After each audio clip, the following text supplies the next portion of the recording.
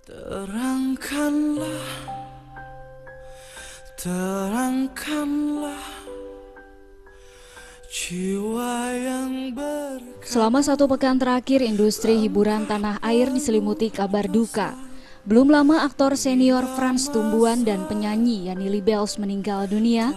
Publik kembali dikejutkan dengan meninggalnya artis dan komedian terbaik di Indonesia, Olga Syahputra, pada hari Jumat pukul 5:17 petang waktu Singapura di Rumah Sakit Mount Elizabeth, Singapura.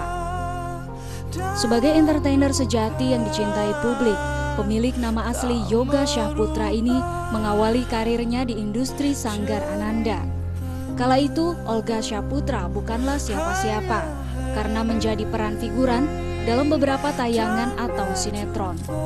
Namun berkat ketekunannya sebagai entertainer, sosok Olga mulai dikenal masyarakat. Anak sulung dari 7 bersaudara tersebut lambat laun semakin menunjukkan eksistensinya sebagai pembawa acara dan komedian dengan bayaran termahal di tanah air.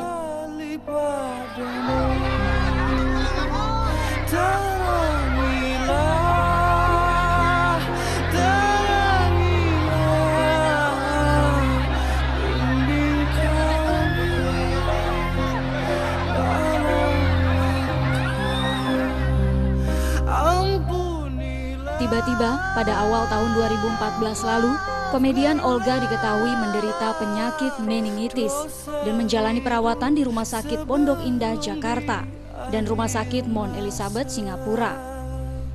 Publik pun dibuat terkejut dengan kabar telah meninggalnya komedian fenomenal akibat sakit yang dideritanya. Sebagai wujud penghormatan terakhir kepada almarhum, ratusan ribu orang yang terdiri dari keluarga, rekan-rekan sesama artis, hingga penggemar Olga pada Sabtu siang rela berpanas-panasan untuk turut serta mengantarkan jasadnya ke pembaringan terakhir di TPU Malaka, Pondok Kelapa, Jakarta Timur.